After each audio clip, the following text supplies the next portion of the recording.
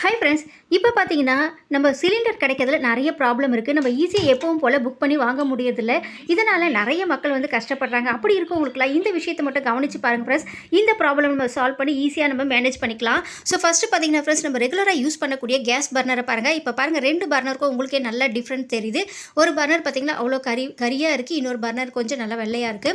இந்த மாரி கரி படிஞ்சா உங்களுக்கு பார்த்தீங்கன்னா, சீக்கிரத்தில வந்து கேஸ் வந்து காலியாயிடும். ஸோ இதோட கூடவே நம்ம கேஸ் எப்படி சேவ் பண்ணி நம்ம இந்த இந்த சிலிண்டர் பிரச்சனையை நம்ம மேனேஜ் பண்ணலாம் அப்படின்றதுக்கான டிப்ஸும் சொல்லியிருக்கேன் ஃப்ரெண்ட்ஸ். வீடியோ ஃபுல்லாக ஸ்கிப் பண்ணாமல் பாருங்கள், உங்களுக்கு ரொம்பவே யூஸ்ஃபுல்லாக இருக்கும். இப்போ இந்த பர்னர் எடுத்து ஒரு பாத்திரத்தில் வச்சுருங்க. இதில் நீங்கள் ஃபுல்லாக வந்து நீங்கள் யூஸ் பண்ணக்கூடிய டூத் பேஸ்ட் எந்த பேஸ்ட்டாக இருந்தாலும் இதை ஃபுல்லாக அப்ளை பண்ணி யூஸ் பண்ணாத ஒரு டூத் பேஸ்ட்டோ இல்லை ஒரு ஸ்க்ரப்பரை வச்சு நல்லா இந்த மாதிரி ஸ்க்ரப் பண்ணி விட்டுடுங்க. இதை நீங்கள் ஒரு பாத்திரத்தில் வச்சுட்டு பவுலில் வச்சுருங்க. இதில் ஒரு அரை ஸ்பூன் அளவுக்கு பேக்கிங் சோடா ஆட் பண்ணிக்கோங்க. இதோட ஒரு ஆஃப் லெமன் ஜூஸ் ஆட் பண்ணிவிடுங்க. நம்ம லெமன் ஜூஸ் ஆல்ரெடி யூஸ் பண்ண லெமனும் இருந்துச்சு, அந்த தொலியும் இதோடய சேர்த்துருங்க. சேர்த்துட்டு இதில் ஹாட் வாட்டர் ஆல்ரெடி நம்ம ப்ரிப்பேர் பண்ணி வச்சுருக்க ஹாட் வாட்டரை இதோட சேர்த்துருங்க. அந்த முழுகிற அளவுக்கு பர்னர் முழுகிற அளவுக்கு சேர்த்துருங்க. இது ஒரு ½ அன் ஹவர் அப்படியே ரெஸ்ட்டில் இருக்கட்டும். ஸோ இப்போ உங்களுக்கு இந்த மாதிரி டைமில் கேஸ் சிலிண்டர் இருக்கோ இல்லையோ, எந்த டைம் தீந்துருமோ அந்த மாதிரி பிரச்சனை இருந்துச்சா, ஸோ இந்த டிப்ஸை மட்டும் ஃபாலோ பண்ணுங்கள் ஃப்ரெண்ட்ஸ். ஒரு சாக் பீஸை நல்லா நினச்சிக்கோங்க. உங்கள் சிலிண்டரில் இந்த மாதிரி நல்லா ஒரு ஸ்ட்ரைட்டாக ஒரு கோடு போட்டுடுங்க. ஸோ இப்போ பார்த்தீங்கன்னா ஃப்ரெண்ட்ஸ், உங்களுக்கு சிலிண்டர் இருக்க இடம் பார்த்தீங்கன்னா காயவே காயாது, அப்படியே ட்ரையாக இருக்கும், ரொம்ப நேரம் எடுக்கும்.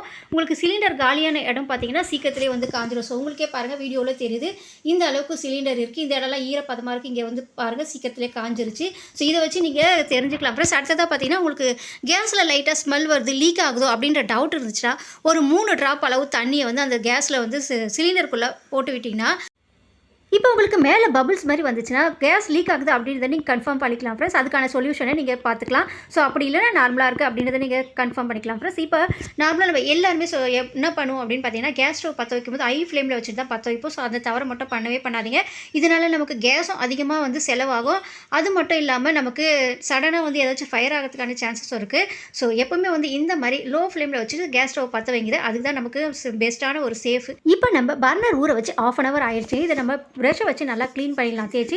ஸோ இப்போ நமக்கு சிலிண்டர் தட்டுப்பாடு வருவதற்கான காரணமே என்ன அப்படின்னு பார்த்தீங்கன்னா ஃப்ரெண்ட்ஸ், அமெரிக்காவும் ஈரானும் புரியக்கூடிய போர்னால தான். அவங்க புரியக்கூடிய போர்னால் பாதிக்கப்பட போகிறது அந்த நாட்டு மக்களும் நம்ம இந்த மாதிரி மிடில் கிளாஸ் மக்கள் எல்லாரும் தான் பாதிக்கப்படுறோம். நம்ம உணவு தட்டுப்பாடுனால இந்த மாதிரி சிலிண்டர் தட்டுப்பாடு இந்த மாதிரி நிறைய தட்டுப்பாடுகளால் பாதிக்கப்படுறோம்.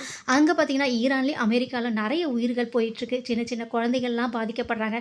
நிறைய குழந்தைகள் தாய் தகப்பனை இழக்கிறாங்க. குழந்தைகள் நிறைய பேர் குழந்தைங்களை இழக்கிறாங்க. இதெல்லாம் எதுக்காக இந்த போர் நடக்குதுன்னே தெரியலங்க. இத்தனை உயிர்களை பலி கொடுத்து இப்படி ஒரு போர் தேவையா? ஸோ உங்களோட கருத்து என்ன அப்படின்னு மறக்காமல் கமெண்ட்டில் சொல்லுங்கள் ஃப்ரெண்ட்ஸ். இப்போ நம்ம பர்னர்லாம் க்ளீன் பண்ணி போட்டதுக்கப்புறம் சில நேரங்களில் பார்த்தீங்கன்னா, அந்த பர்னருக்கு வெளியே தீ எரியும்.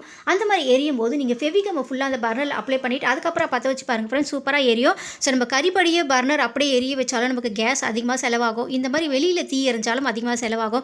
இந்த மாதிரி டைமில் இந்த டிப்ஸ்லாம் ஃபாலோ பண்ணிங்கன்னா கண்டிப்பாக உங்களுக்கு யூஸ்ஃபுல்லாக இருக்கும். அதே மாதிரி அகலமான பாத்திரம் வச்சு சமைக்கும் போது நமக்கு தீ குறைவாக இருக்கும் ஃப்ரெண்ட்ஸ். இப்போ பாருங்கள், நம்ம எல்லாம் க்ளீன் பண்ணி சூப்பராக போட்டதுக்கப்புறம் 3 பர்னரை நான் பற்ற வச்சு காமிக்கிறேன். சூப்பராக எரியுங்க. என்னோட பர்னர் ரொம்ப பழைசு அப்படின்றதுனால க்ளீன் பண்ணும்போது அந்த அளவுக்கு வந்து பளிச்சின்னு ஆகலை. ஸோ ஆனால் பார்த்தீங்கன்னா, அதில் இருக்கக்கூடிய டஸ்ட்டெல்லாம் ரிமூவ் ஆகிடுச்சு. அதனால் நமக்கு நம்ம கேஸையும் சேவ் பண்ணலாம். இந்த டிப்ஸ்லாம் ஃபாலோ பண்ணிங்கன்னா நம்ம இந்த சிலிண்டர் தட்டுப்பாடு டைமில் மட்டும் இல்லை ஃப்ரெண்ட்ஸ், எப்போவுமே இந்த டிப்ஸை ஃபாலோ பண்ணிங்கன்னா மேக்ஸிமம் ஒரு 15 டேஸ்க்கு எக்ஸஸாக வருங்க கேஸ் சிலிண்டர். ட்ரை பண்ணி பாருங்கள். பிடிச்சினா லைக் பண்ணி ஷேர் பண்ணி நம்ம சேனலையும் சப்ஸ்கிரைப் பண்ணிக்கோங்க. தேங்க்ஸ் ஃபார் வாட்சிங்.